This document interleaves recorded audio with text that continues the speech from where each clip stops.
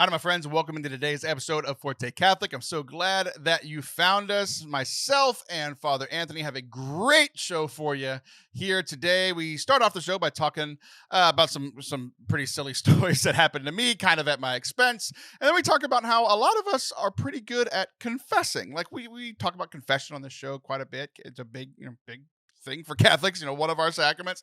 But I don't think myself, and I think a lot of us, do the work of forsaking. The Bible asks us to confess and forsake our sins. So we talk a little bit about that in our first segment. And then we have a brand new segment for you in our second segment here of the show. It's called Plain Theology. We all know that, especially in the modern day, that popes, like for years, have been writing encyclicals and really doing deep theology there. But they also get asked questions like on planes or randomly on a bus, or random questions they just get asked because they're the Pope and they don't have any preparation for. So we have a new segment called Plain Theology, where I ask Father Anthony pretty deep theological questions, some silly, some very deep, that I gave him absolutely no prep for and didn't tell him what we were talking about. So we get to see how good he is on his toes as we ask him some of these questions. We hope that you enjoyed today's show. If you do, please hit subscribe wherever you are listening, or if you're watching on YouTube, that would be very, very kind for you to do here in this season of giving and hope. We would like for you to give us your subscribe click, and that would bring some hope and joy into my life. So thank you and enjoy today's show.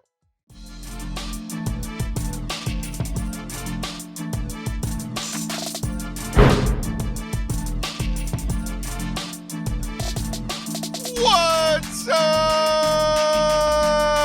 Welcome to Forte Catholic. I am Taylor Stroll. That is Father Anthony Sciarappa. Pew, pew, pew, pew. Hey, buddy. Hey, friend. I am glad to be here because there's been a lot of frustrating things happening in my life here recently. So I'm glad to be talking with you. Yeah. Everything's going perfectly on your end, yes? Yes. It's just the time of year when apparently everything goes well.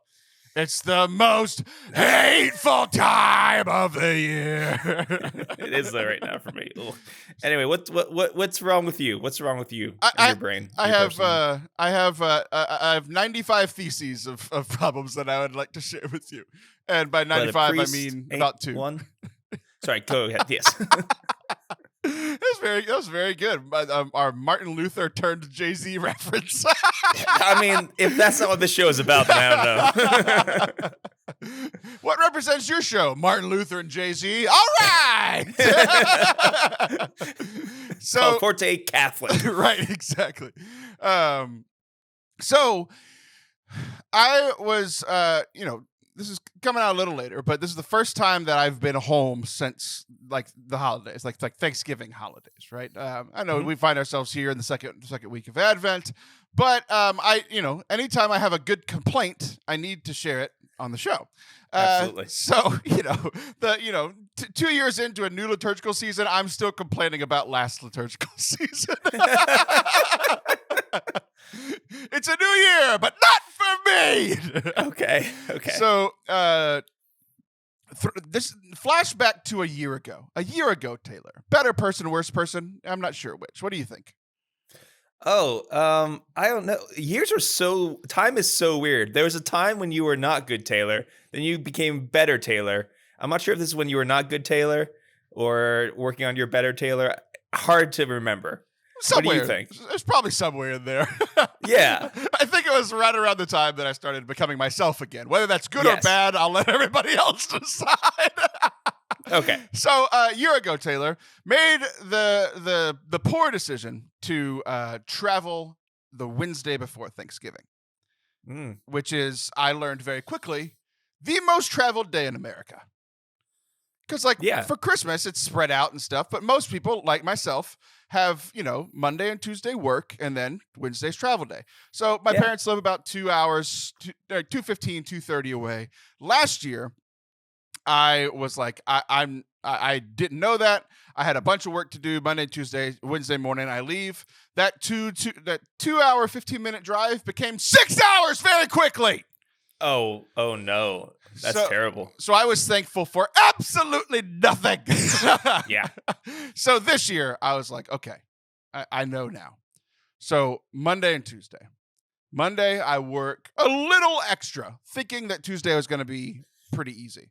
And then the plan was to do all of my work Tuesday and then, leave Tuesday afternoon and like kind of take the back roads. We're going to improve our entire thing here. We're not going to take the road through Houston, and we're going to leave on Tuesday night. So I do all my work and very quickly realized that I had more work Tuesday than I thought. Oh. So I'm working, ended up working from like 8 a.m. to like 6 p.m, which like isn't crazy for me, but the amount, like that's like no breaks, constantly staring at my computer, like recording this video here, editing it there, while another one is exporting, while another one is uploading. Like the amount of crap I got done on Tuesday in order to not have to drive on Wednesday. Like, yeah. I think it might be my most productive day ever. And people always say, like, oh, yeah, the day before you take a vacation is your most productive day. They've never seen productivity until you saw me on Tuesday before Thanksgiving. Yeah.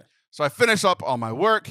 I get packed up. It's about 6:15, 6:30.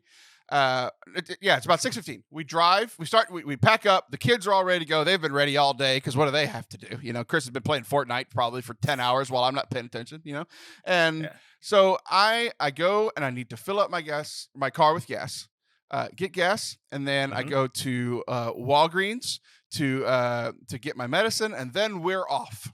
And I'm driving. So we left our house about 6:15. That stuff took about 15 minutes. And then I'm driving. I'm about 12 minutes from my house when a major wreck occurs in front of us. We're not involved in the wreck, but it's, pretty close to in front of us where, we can't get off on the feeder road, on the side roads, right? So again, why did I leave Tuesday night? So I didn't have to deal with Wednesday traffic. Well, I spent the next hour and a half parked on a highway. Like parked. Like there's like traffic the year before was like bumper to bumper, and we're moving, and people are coming in and out. No. We like parked as in like I laid my chair down, like got out of the van. Other people are getting out of their cars. It's like you ever seen an apocalypse movie? It was that for an hour and a half. I'm already stressed out. Like, it was already a stressful day. Like, people kept coming into my office asking me questions. Like, people as in like my family, my wife. I was gonna say your children. These people I love, And I'm like, just leave me alone. Go away. I'm working. I'm trying to. Daddy. I'm doing this so that we can go see your Nani and Poppy. Leave me alone. I'm doing this because I love you. That sort of thing. Yeah. And so we spent an hour and a half parked on the highway, 12 minutes from my house. It finally clears up. It's, getting close to 8:15, 8:30 at this point. So I finally am able to pull on the feeder road. I turn around, and I take the 12-minute drive back home and go back to sleep. Really? You just quit? Yeah, I just gave up. I was done. It was over. It was over. I was gone from my house for 2 hours. I got 12 minutes away. Wow. That's miserable. Yeah. So, of course, I go home and I just fall asleep nice and easy, right? No! I'm shaking. I don't know if I was sick or if I was just so stressed out, but I'm like shaking and shivering. I feel like I'm 20 degrees. And, shake and shiver for about 30 minutes before I'm able to fall asleep. Finally fall asleep. Wake up the next day. You want to hear the irony? Zero Absolutely. Traffic. Zero. Oh, I don't know if I believe in the universe, but I definitely believe in God. So if I believe in the universe, I would say that God, that the universe hates me. But I believe in God. Does God hate me? Like, what am I doing? That's wow. If I'm okay, so I don't want to say yes because I know that's technically not true. But given the evidence you just showed me, it's that's a tough one. That's a tough one. Yeah, you could have just totally chilled in your house, or you could have like left at 8 o'clock and probably been at your. That's just. I'm sorry, buddy. That's the worst. Like every choice I made was somehow wrong. Like, if I would have, like, done a little less work and just said, screw it, I'm not working this week, we would have been there fine. If I would have not filled up my car with gas, if I would have not stopped at Walgreens, like, I would have missed the wreck because it was happened 2 minutes ahead of me on the road, right? Like, any 2 minutes would have changed. If I would have not, there's so many what ifs during that day that could have made that day just fine. And I made every wrong choice. Well, this is Father Anthony. Of course this is happening. And then right in the middle of me complaining, you get a phone call during my complaints. What is going on? I don't know. This should not have reached me. I don't know how she got my room number. It should have just gone straight to my office. I don't understand. That's like for emergency lines, which makes me all the more cranky. Priests are getting emergency phone calls in their bedroom during my podcast. So I ask you again, does God hate me?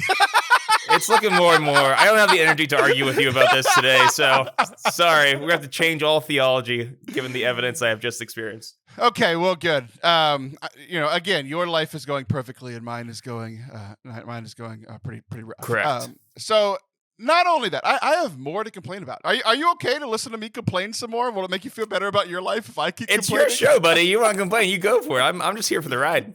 All right, here we go. So, speaking of things not going well in my life, I have an MRI scheduled for this week because I might need to have a botched surgery redone. My life's going great. Wait, explain this. When did you have surgery?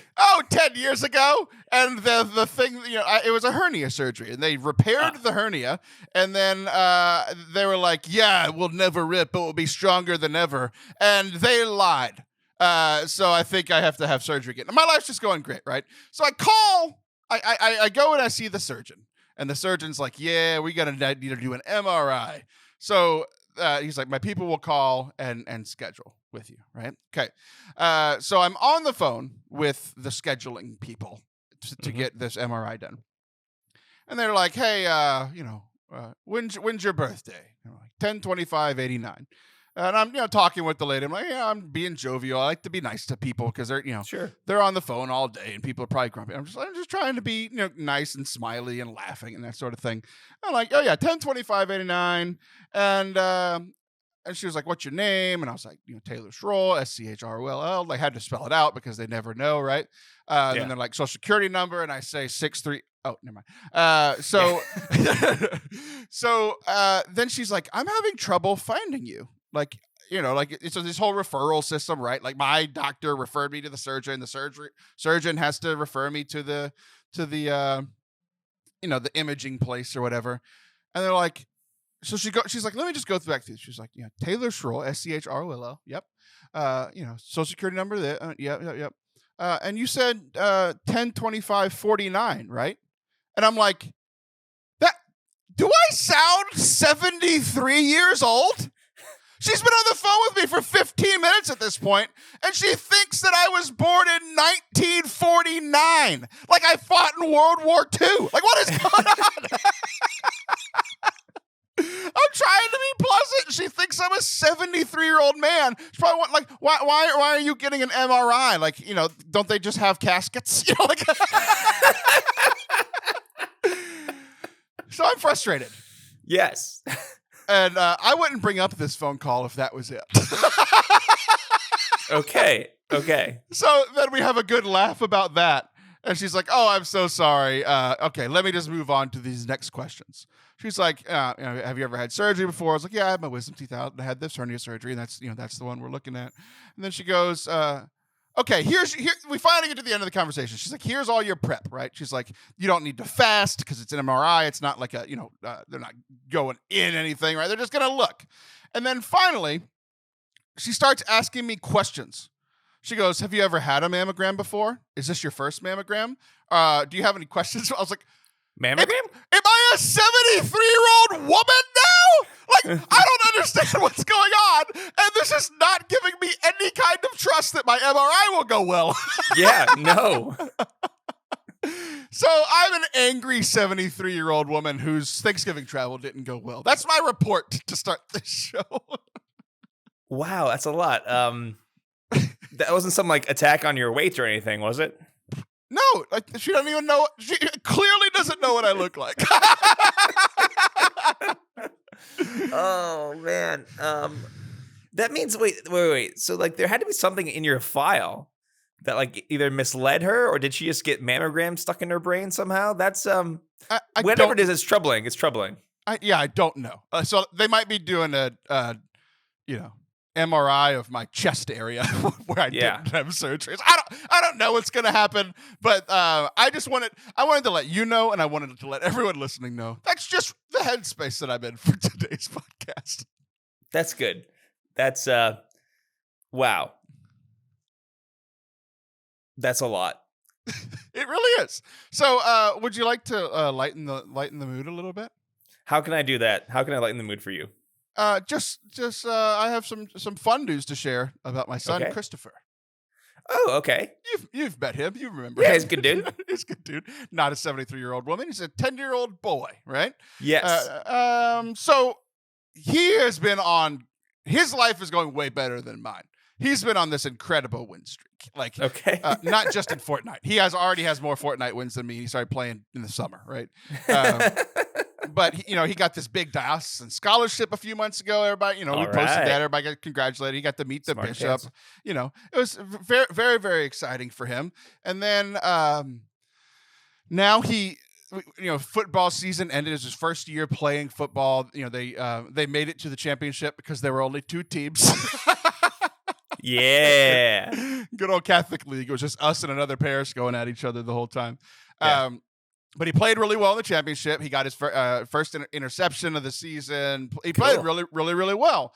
But then after, they had a skills competition. It was punt, pass, and kick. So they had the big trophy for the team that won. But then they were also going to do a skills competition. And he was in the team that he played for was the fourth through 6th graders, and he's a 4th grader, so he's like one of the babies on the team, right? Yeah. So the punt, pass, kick thing, we worked a lot on passing because I shared on the show about a month ago that he was going to play quarterback, and I told the coach Matt he's not a quarterback, but he wanted to give him a chance anyway. Threw 4 interceptions, it was great, right? Yeah. So, but all of that work that we did with the passing ended up working. He got like 4th in the passing skills competition. And Great. Then one thing we didn't work on at all, because it wasn't a part of their Pee Wee football thing, was kicking and punting. So at the end of the season, they're like, hey, this thing we never worked on before? We're going to give a trophy away for who's the best at it. This is pure raw talent. Yeah. That's what this is. So Chris won the kicking one, won the punting one, and got 4th in the throwing one. So he, as a 4th grader, won the 4th grade competition, but he also won the overall skills competition for stuff he had never done before. It was awesome. Okay, so what's for Pee Wee football? What is the kicking competition? Is it distance? Do you have to kick like a mini field goal, or what was it? Yeah, so all of them, the punting, the passing, and the kicking, was all distance down a straight line. Got it. And then minus however far away from the line you were. Okay, cool. So cool. if you kicked if you threw a 20-yard pass, which is for a 9-year-old, is pretty far, right? Yeah. If you threw a 20-yard pass, but it was 3 feet off. It was sorry, I should do it all in feet. Let's say you threw a 30 feet pass, right? Yeah. And then it was 5 feet off the line. You got 25 feet, okay, right? Yeah, It's cool. the same for kicking, like place kicking, and then the same for punting. And his kicks were both straight down the line, and the furthest. And his pass was straight down the line and the 4th furthest. So overall, if you get first, and 4th when there's 30 people competing, you're gonna win, right? You won, yeah. That's awesome. What a dude. So then he goes to school 2 weeks later, and he wins the spelling bee. Another thing that we don't work on spelling. It's just, we worked on him. We've worked on it, but it's not like we're having memorized words and taught him how to say, "Would you please use that in a sentence, please?" It's not like we do these things. He's just a winner, and his life is going great. That's all he does. He just wins. It's all amazing. He does is win. And it reminded me of because we've had to teach him a little bit about how to win and how to lose. We've talked about that on the show, right? He's a very gracious winner, very, very gracious winner. Losing is a little tough, but he's doing better than me. This reminded me of a story that I haven't thought about in 25 years. Yeah. And it might be because I can't remember most of it. And you'll know why when the story is happening. It wasn't my spelling bee. We didn't do a spelling bee, but we did we had grammar competitions in when I was his age. It was like 3rd or 4th grade. And it was utilizing correct grammar, punctuation. It was punctuation and spelling and word, sentence construction, all this stuff, right? And we'd have a competition at the end of the week, every week, and whoever won got a little sticker next to their name on the wall. And by the end of the year, whoever had the most. So I won just about every week. Okay. I was wow, I probably had 30 out of the 34 stickers available, right? Nice. Yeah. We get to the last week and the teacher's this is the championship. This is winner takes all. The rankings don't matter. My 34 wins meant nothing at that point, Wow. It was just the championship. Sure. So surely enough, we're going in a line. I get a bunch right, and I'm winning.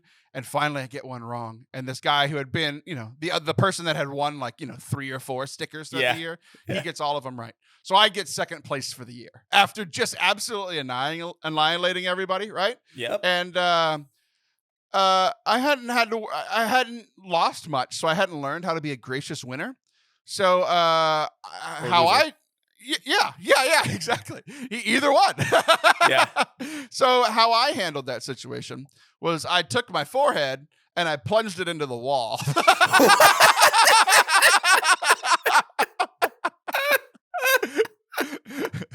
I was trying very much to use my head as a battering ram and make as big of a dent in that wall as I possibly could, and just banging my wall, banging my head into the wall, banging my head into the wall. And that's how I handled losing. So that didn't come back to me until my son. It was the first thought that I had in my mind when my son came back and said, I won the spelling bee. And I go, oh, no. This flashback. You forgot it because you gave yourself brain trauma. Right, exactly. I do not like the feeling of losing. I will wipe it from my brain. So I thought it was pretty funny. That's just how naturally I deal with losing. And you've played enough games with me to know that not much has changed. Nothing has changed. Nothing has changed. You've literally declared yourself a deity whenever you win, and you get so angry whenever you're not playing well. I'm not banging my head into a wall, but I maybe throw my controller into the wall. I maybe say some words I didn't even know existed when I was 9. Yes, exactly. Yes. So it's just really interesting that I'm trying to teach my son how to be this good person, right? Yes. And here I am. Every time he does something good, it reminds me of how bad a person that I am. Mm-hmm. So that brings me to our first actual conversation about faith. Welcome to Forte Catholic, everybody. So I realized that I was man, I think the importance of confessing my sins, the importance of confessing my wrongs has been just drilled into me. I know the importance of confession. I don't have any problem really going. But it's the whole I was doing this Bible study the other day, right? And it says in the old Proverbs, those who, I have it here. Yes, it's not as memorized. Opposed to the new Proverbs. The old Proverbs, Old Testament Proverbs. My new Proverbs are that might be a segment. New Proverbs. Okay. You have some. That's a good. File that away. Yeah. Proverbs 28:13 says, "Those who conceal their sins do not prosper." I don't have any problem revealing my sins. I do it on the show. I do it in confession. That's not my problem. Yeah. But those who confess and forsake them obtain mercy. I don't have any problems confessing my sins. I'll confess them to you. I'll confess them to the listeners. I'll confess them to anybody that will listen. But I think it's the forsaking my sins that I struggle with. Ooh, yeah. Witnessed by how I reacted to losing a game when I was 9 is pretty similar to how I do it at 33. Yeah. That's the tricky part. So because confessing our sins is always awkward, but I think you get to a point, a lot of Catholics get to the point where they are relatively comfortable going to confession. Might be a little awkward, but something they do more than once a year.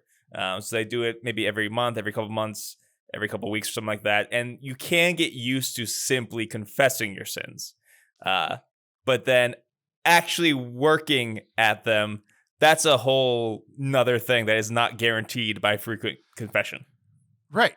So I'm going to set up this next part of the story by asking you a question. As a priest, Okay. you've been a priest for how long? 6 years? 6 years, yep. Yeah.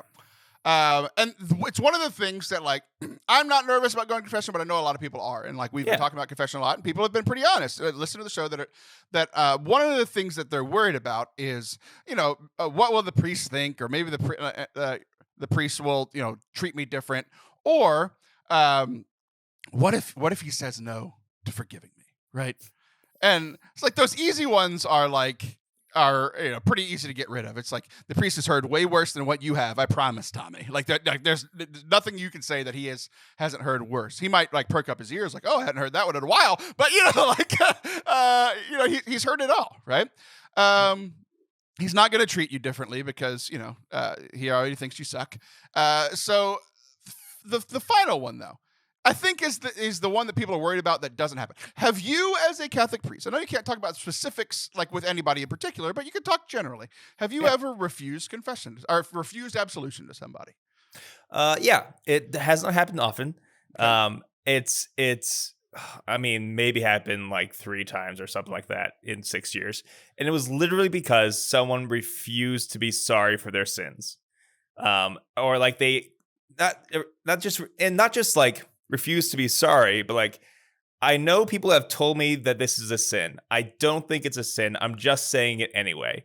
And it's like, I that's not really a confession. This is just you.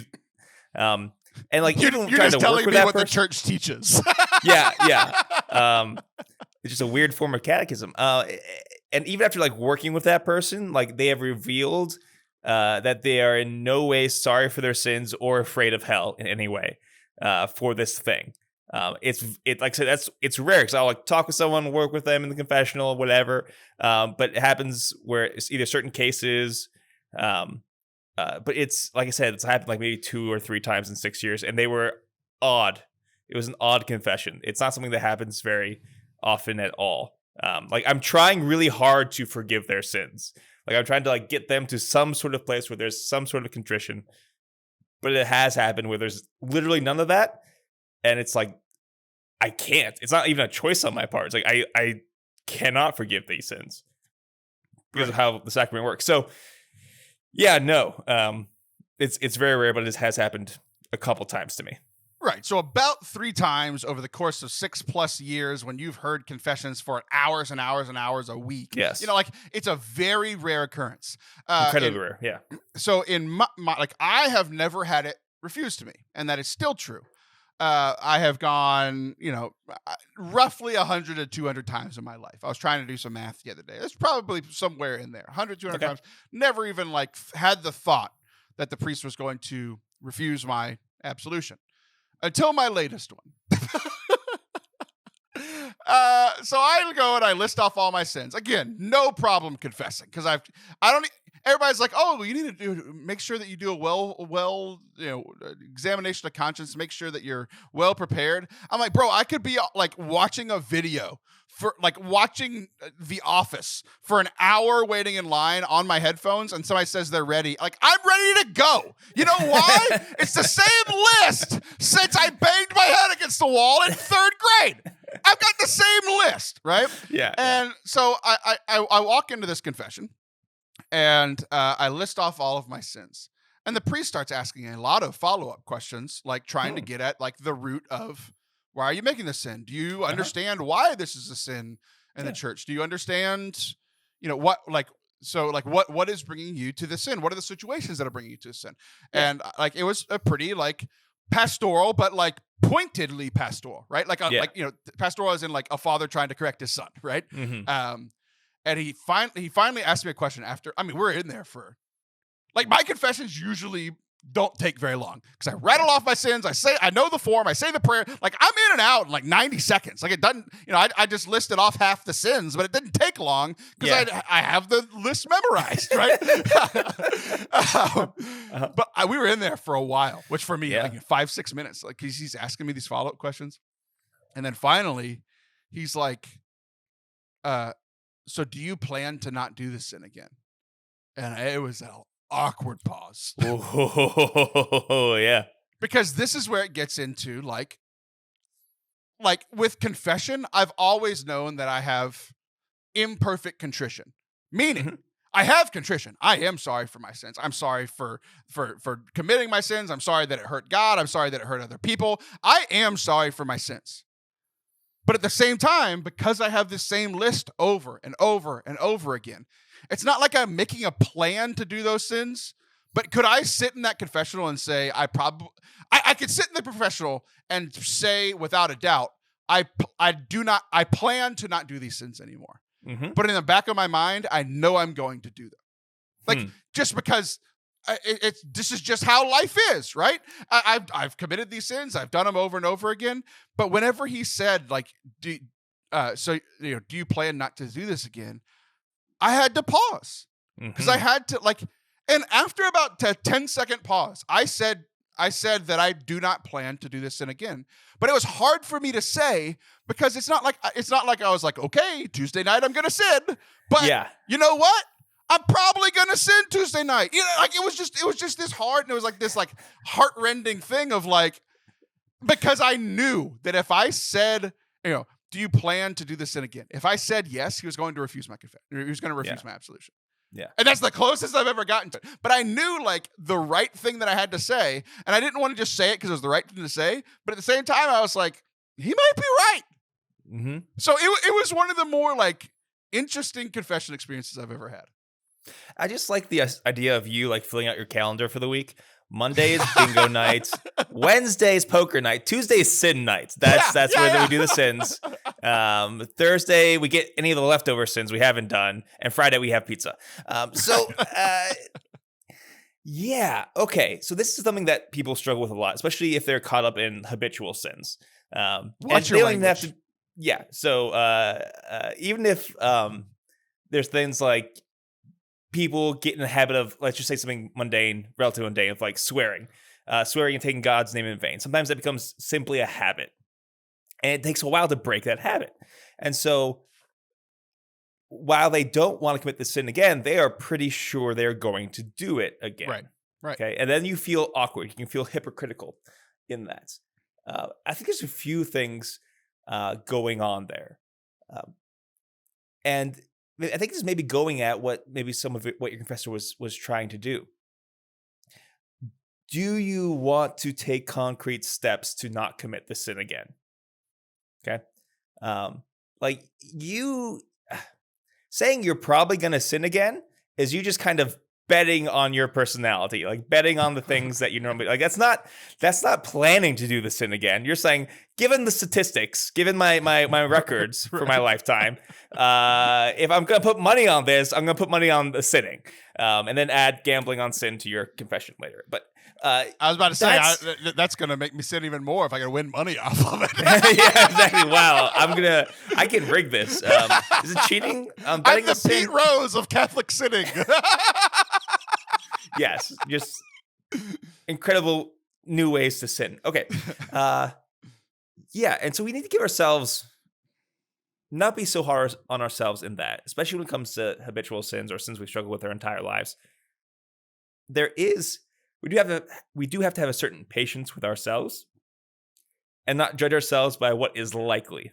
Because in a certain sense, conversion is not likely.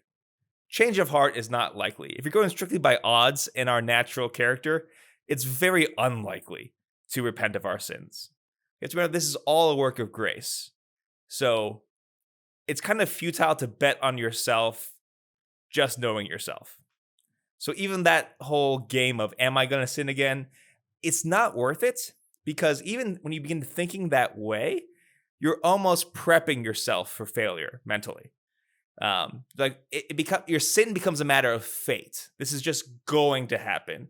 And therefore I feel less guilty about doing it, when in reality, I'm still choosing to do it. You see where I'm going with this? Yeah. So that whole game that we play, and I do it too, everyone does it, it's not healthy, not good. And we need to remember that Christ is the one who is changing us, converting our hearts. And he can do these things. Okay? So that's one part of it.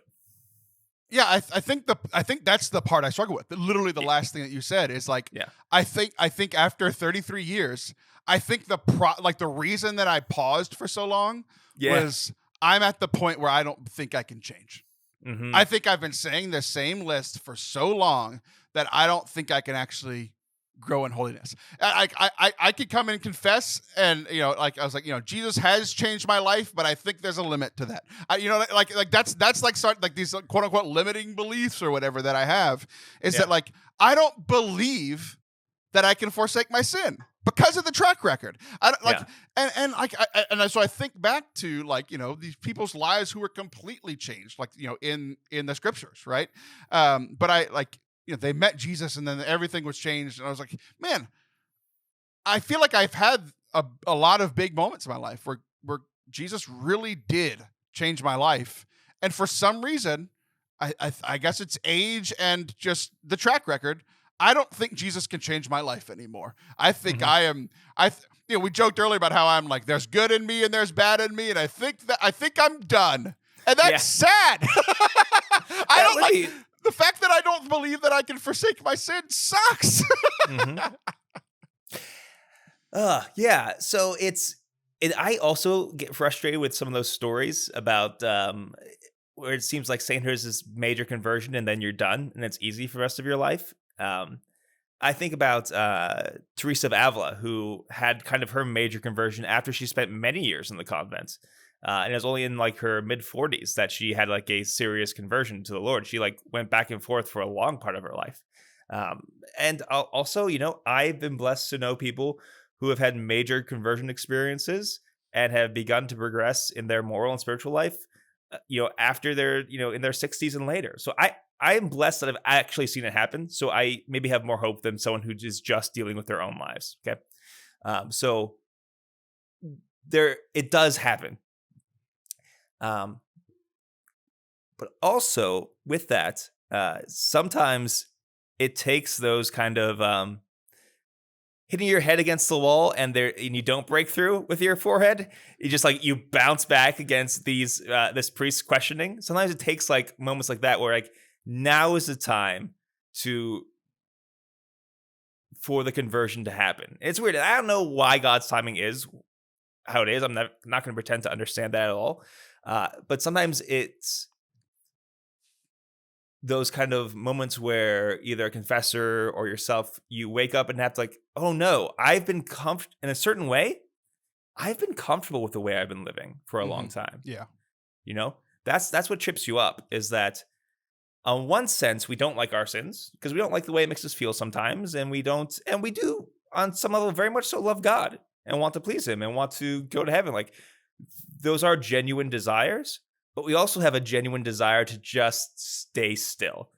It's just like, you know what? Sometimes I feel bad about my sins, but I'm getting along pretty well. So we'll just keep going. And I think that's the rut a lot of people get stuck in. And sometimes God, in order to break us out of that rut, he gives us some time to do it ourselves. A lot of times we don't. But then God will he'll take away consolations in prayer.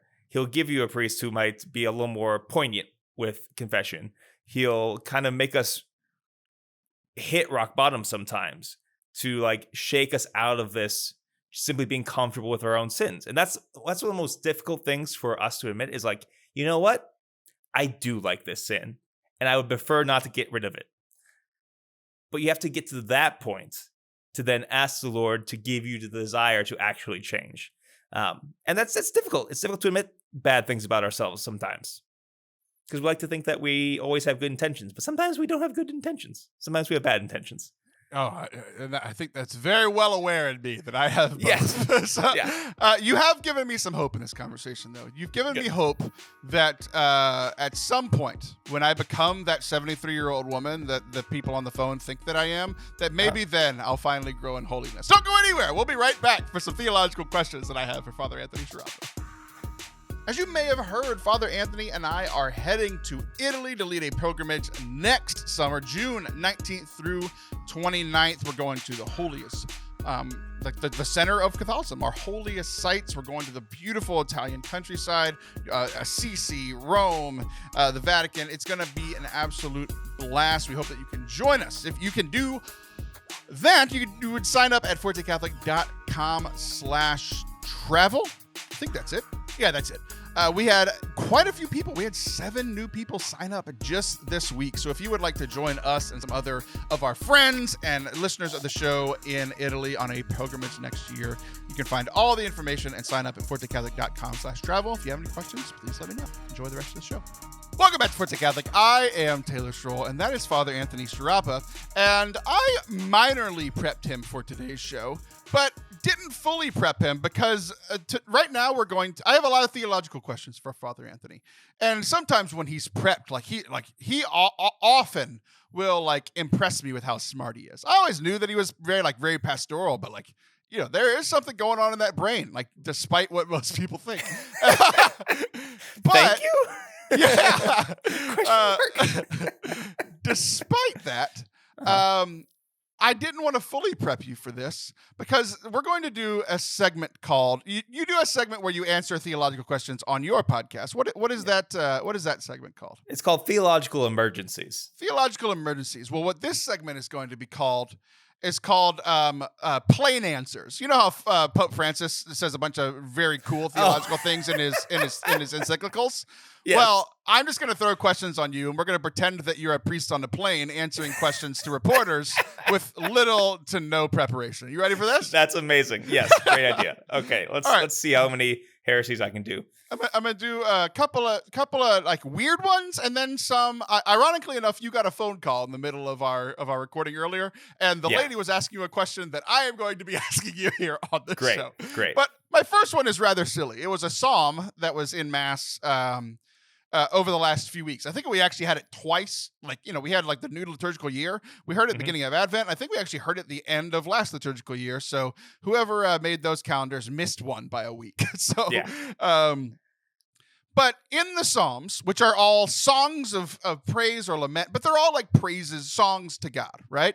Yes. And one thing that they're constantly saying is Jerusalem, a city of compact unity. And my question is, why is that a prayer? It seems so very silly. Oh, yes, compact unity, Jerusalem. Why is that? Why should I be saying stuff like that in prayer? I should just be oh, yeah, city of Brian, very sprawling. What is going on here?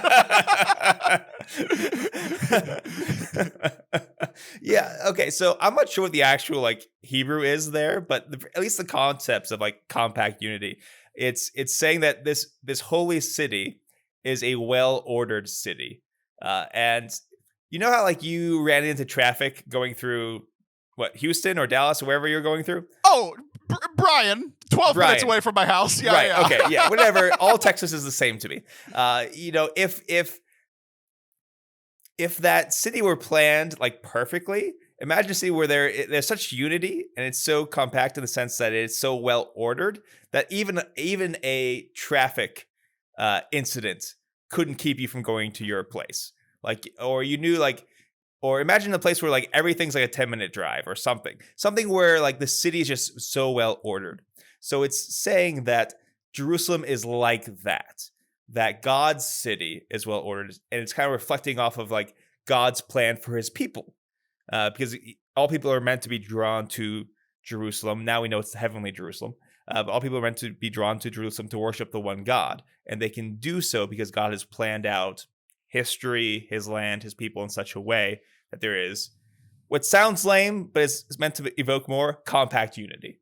I mean, I was making fun of it, but I think all these things I've heard about heaven and the beatific vision, how beautiful it is, and nothing has ever made me want to go to heaven more than you saying there's not traffic there. I want to go to heaven more than anything else in my entire life now. Okay, I have questions about baptism. All right.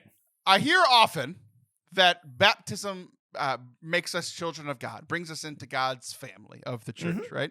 But God is our creator. And the Father, he's the Father whether I'm his son or not. So why does baptism make me a child of God? Wasn't I already a child of God? So the answer is no, you were not a child of God before baptism. You were made in his image and likeness. You were created by him in love. God certainly loved you. And in the Old Testament, when you hear the idea that God is Father, it's very metaphorical in the sense that he is the creator. Okay. Jesus begins speaking about the Father. Jesus! Jesus! When Jesus comes to earth, he speaks to the Father. Anyway, I don't know what that... Keep going! And he says, Abba, which means daddy. I need to stop. I won't be able to continue. So he is speaking about the Father in these very kind of direct, familial terms. And it makes people around him uncomfortable, like the Pharisees and everything. They're like, whoa, we talk about this metaphorically. Like, no. There's something different happens in baptism where we can call him Father in a much more elevated sort of sense. Hold on. Talk to me. Oh, yeah. It says my internet connection is unstable. Okay, we're back now. Okay. But I lost you for like 30 seconds. Okay. Yeah, go ahead.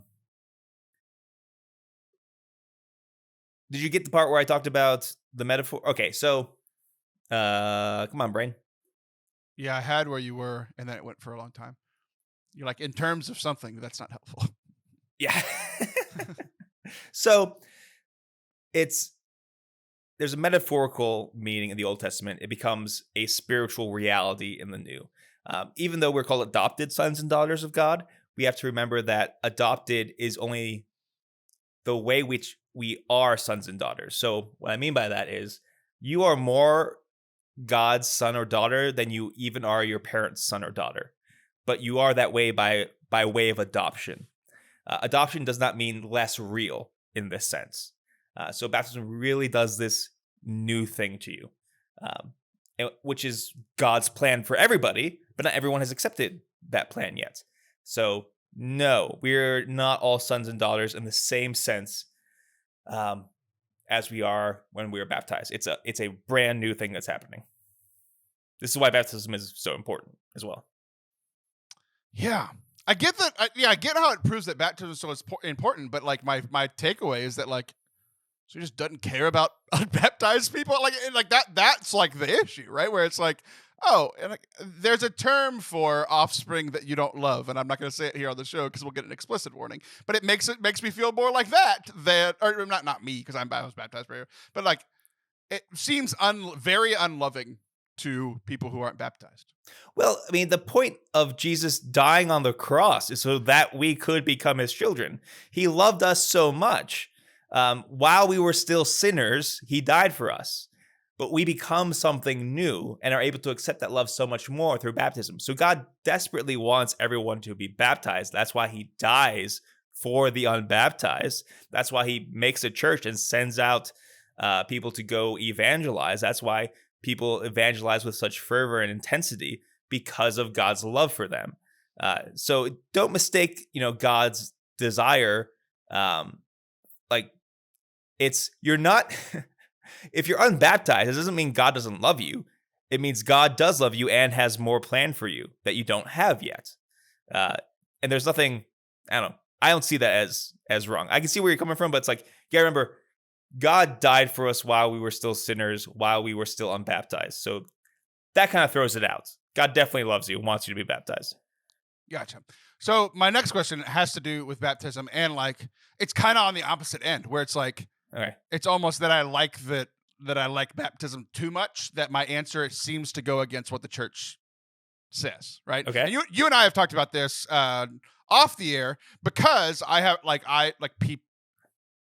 people that I have a pastoral role with, in the ministry that I do, have asked like, hey, can my grandchild get baptized?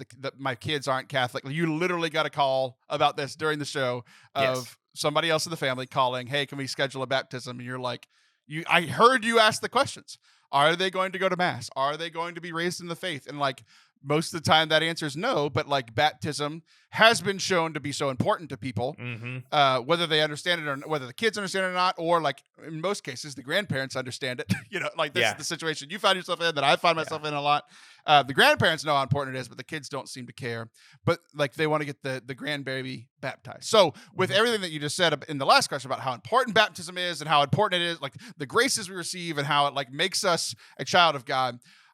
You have answered it for me. Our one of our canon lawyer friends has answered the question for me, and I still struggle with it. I still struggle with the question of to baptize or not to baptize. That is the question. So it would seem to me, with everything that I know about baptism, that if a grandchild, so parents are grandparents are super Catholic, parents are not Catholic, and then those parents have a child. So now there's a grandchild, right? Yeah. That grandchild is not going to be raised in the faith because the parents of that kid are not practicing Catholics. They're not going to be practicing Catholics, but grandparents want the kid to be baptized, and the kids are okay with it. They're like, okay, we know this is important to the family, and it's like, maybe it's a cultural thing. We'll get the kid baptized, right?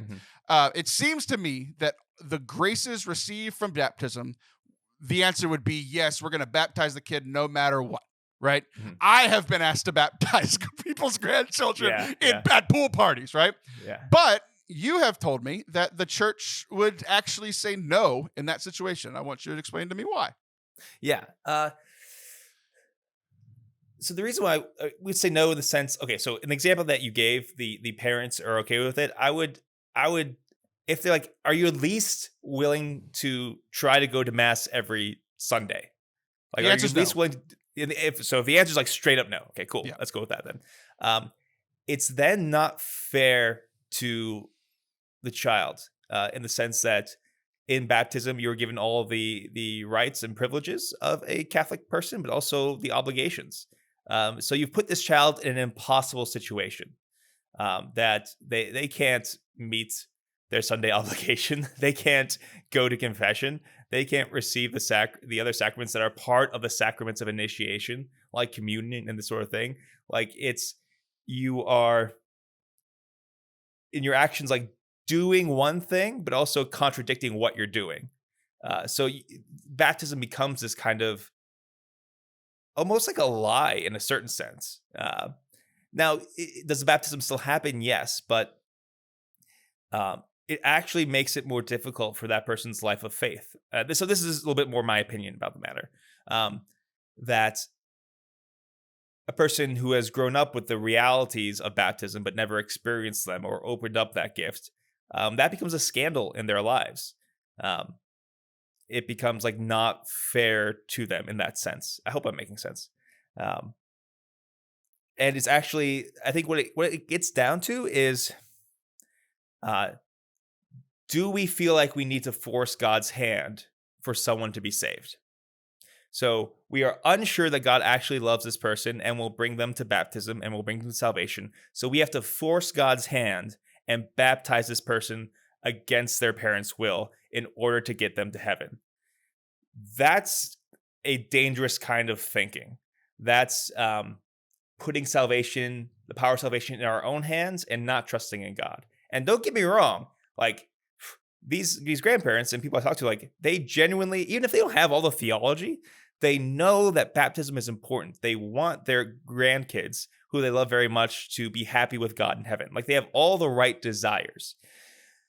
But then they're going to have to suffer through trusting God to take care of that child, trusting God's providence in that. So I think a lot of times the pain in that boils down to, do you trust that God will take care of this kid in his providence, in his own time? Or do you feel like you need to force God's hand in order for that baby to be saved?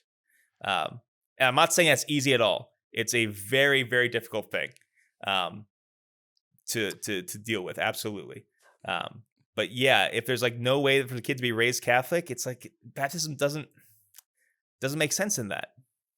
So here, so I've heard, you've answered this off the air for me, and our canon lawyer friend did the same, and like I get it from like, the grandparents' perspective, right? Think you're speaking a lot to like people, the grandparents that find themselves in that scenario. But for me, like someone like I guess I'm coming at it from the kids' angle, right? Because I've worked with kids in youth ministry for so long, so I think about it from that direction a lot. Yeah. Um, okay, so the kid gets all the blessings from baptism, receives all the graces, is brought into God's family. Yet, in the scenario that we're playing out, they're not brought to church. Let's say they're now 15 years old. Fast forwarding the situation, they're now 15 years old. The parents haven't brought him to church ever. So once he reached the age of reason, what you're saying is that all the obligations of going to mass and going to confession and all those things he has not done. But my argument / understanding would be, if he was never taught that was important, then it's not a mortal sin for him, right? It's still it's certainly still grave. It's still grave, but if he was never taught or raised in it, it wasn't a mortal sin. So even 15 years down the line, from the kid's perspective, I still have this thought that having the graces of baptism still makes that kid more open to faith than that kid 15 years down the line not being baptized and then having a moment where, let's say they have the same moment, their 15th birthday, something happens and God intervenes in their life, right? I personally think that they would be more open to it if they were baptized, because of what we believe in baptism, than if they were unbaptized. And that's where I wrestle with it. Not, I get the grandparents' perspective and even like the parents' lack of perspective, right? But like for the kid's sake, it still seems better down the line for me to baptize than not to. Yeah, and I think that argument in a lot of ways, it makes sense where you're coming from. And I think it kind of it shows how insane the situation is, that I don't think the church ever had this situation in mind, especially if you think about the early church. The idea that you would baptize someone who didn't want to be baptized, or you would baptize someone whose parents didn't care about the faith, makes almost no sense in the mind of the church. Think about the early Christians. There's something about this scenario that is horribly wrong, and one way or another, it's going to bring about a kind of pain.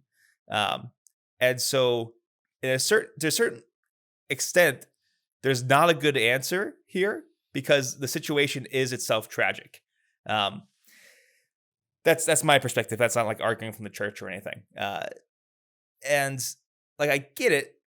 But I guess my argument to the contrary is that, will we trust God to take care of this kid? But I see where you're coming from. In a lot of ways, that makes sense to me.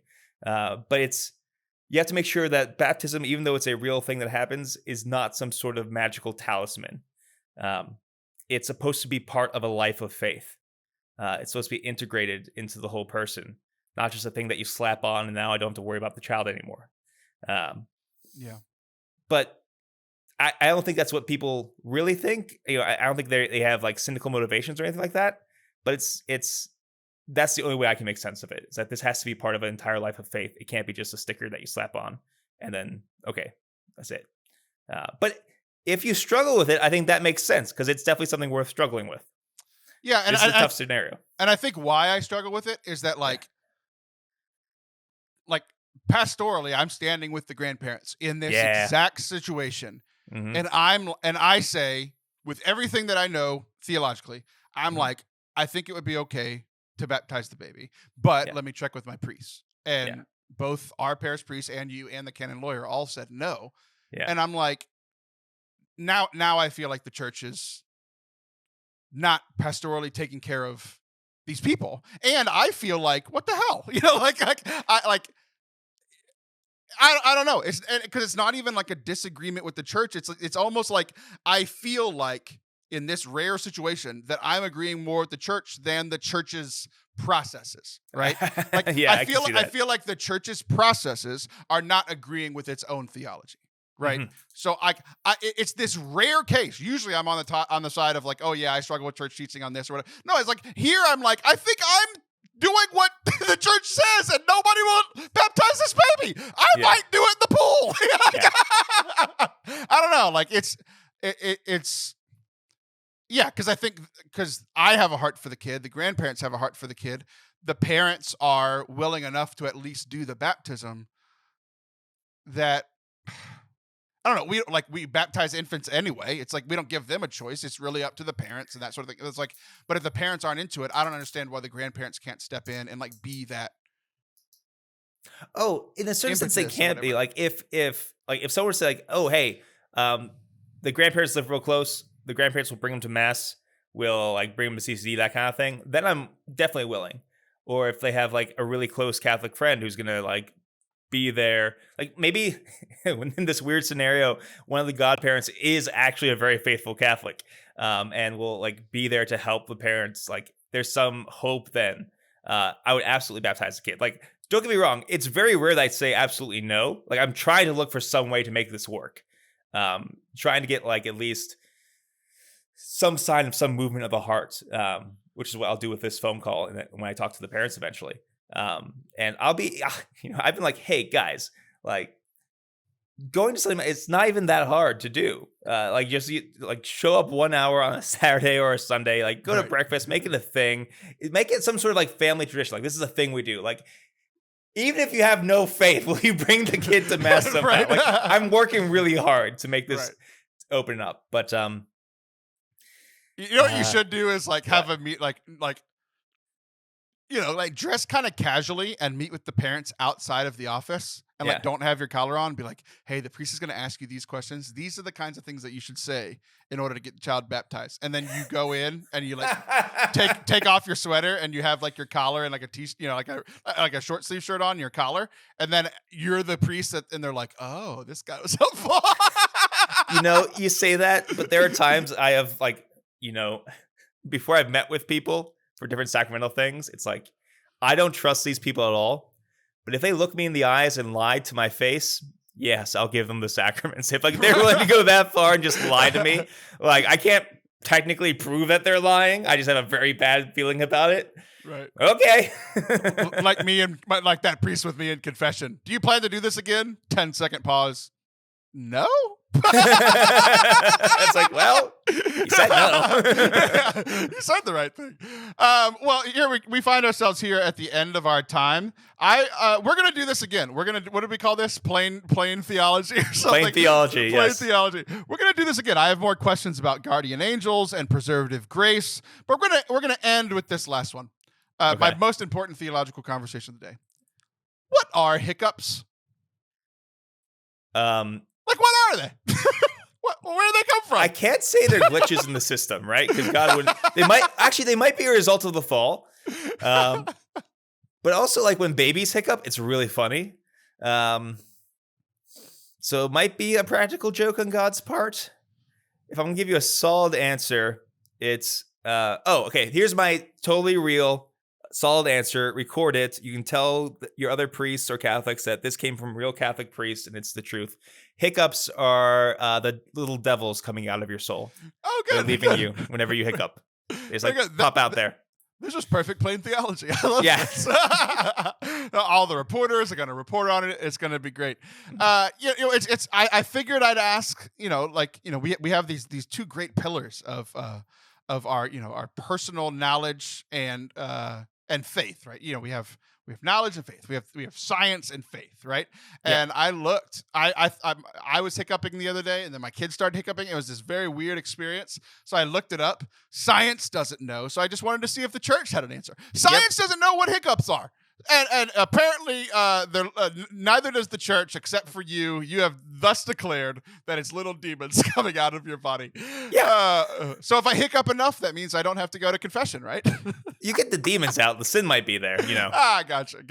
It's just little demon guys. They're just popping at you. Yeah, that makes me feel good. Even when all the demons leave, I'll still find a way to sin. Yeah. The bigger demons are obviously come out during burps, but the little ones are hiccups. Oh, yeah.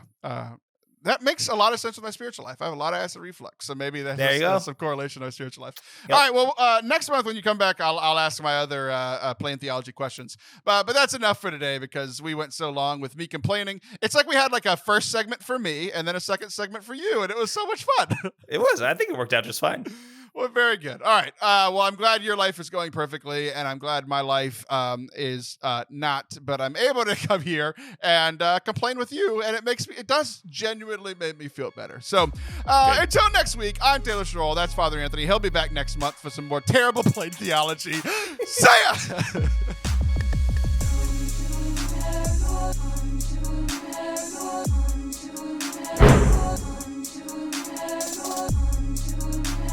Thank you guys for watching and listening today. We hope that you enjoyed today's episode. If you did, please, again, hit that subscribe button wherever you are watching or listening. Also, if you are buying Christmas gifts currently, and a lot of people are using Amazon, as we are a nonprofit, you can be donating to us by using Amazon. It doesn't cost you a dime. You can force Amazon to donate to us as a charity.